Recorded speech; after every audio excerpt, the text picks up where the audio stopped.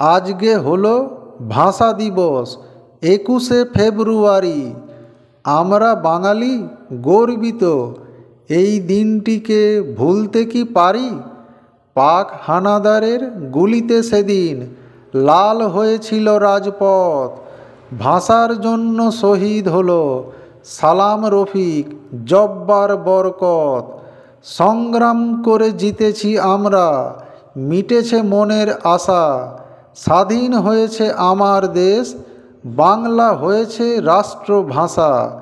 এই দিনটিকে স্মরণ করে গোটা বিশ্ব আজ ভাষা দিবস পালন করে আর বলে বাঙালিদের কাজ। যতদিন রইবে জগৎ থাকবে বাংলা ভাষা। আমরা বাঙালি সবাইকে দিই বুক ভরা ভালোবাসা।